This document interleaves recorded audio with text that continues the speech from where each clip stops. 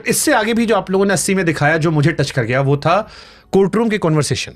मेरे यहाँ एक देश के बहुत बड़े वकील आए थे, उज्जवल निगम, बहुत बड़े जाने माने वकील है जिन्होंने संजय दत्त को जेल भिजवाया था और बहुत सारे लोगों पे केस किए, महाराष्ट्र के बड़े नोन वकील हैं।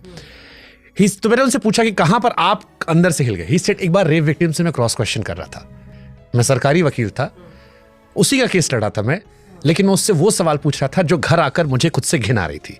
लेकिन दिक्कत ये थी कानून सबूतों पर देखता है, इमोशंस पर नहीं। फिर मुझे ये एहसास हुआ कि एक लड़की के लिए इस देश में इंसाफ पाना एक तो थका देने वाला है, दूसरा इज्जत बचाने से ज्यादा और आगे और दर्द दिलने वाला है। हाँ, क्योंकि आपको कितने बारी सेम अकाउंट को नरेट करना पड़ेगा, और आप जब भी नरेट कर रहे हैं आप यू आर रीलिविंग इट अपने दिमाग में, तो वो तो आपको हर कदम पे आपको मार रहा है अंदर से, ये सिर्फ इसलिए क्योंकि आप लड़ना चाहते थे उस चीज़ के ऊपर। तो मैं तो सोचती हूँ पता नहीं इनमें कहाँ से हिम्मत आती होगी जो लड़कियाँ एक्चुअली मल्टीपल टाइम्स कंप्लेंट से लेके कोर्ट रूम तक ये दोबारा सेम। एंड पता क्या होता है, वो बोलते हैं वर्ड टू वर्ड सेम होना चाहिए, क्योंकि अगर कुछ भी ऊपर नीचे हो गया तो आपका जो बयान है वो खारिज कर दिया जाएगा कि अच्छा तुम इन सिंक नहीं है जो आपने तब बोला था और जो अब बोला है, और वही उसी वजह से जो जिसको पकड़ा है वो छोड़ दिया जाएगा। इस वजह से 90% केसेस के अंदर आपको नहीं मिलता है रिजल्ट, इसी वजह से, क्योंकि सिर्फ आपको जिसका रेप हुआ है उसके अलावा कोई स्ट्रॉन्ग एविडेंस भी नहीं है उसको अक्यूज करने के लिए। तो कई बार लगता है कि नहीं इसके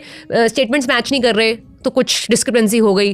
कई केसेस के अंदर पैसे दे दिए जाते हैं, फैमिली को पैसे दे दिए जाते हैं, हर जगह ऑफर होता है कि आप अपनी बेटी को बोलिए ये लीजिए पैसे। एक बेटी का बाप लड़ने की कोशिश करता है और बेटे का बाप पैसा देके बचाने की कोशिश। हाँ, क्योंकि लड़के की लाइफ खराब हो जाएगी, लड़की का तो जो होना था गलत वो हो गया ना।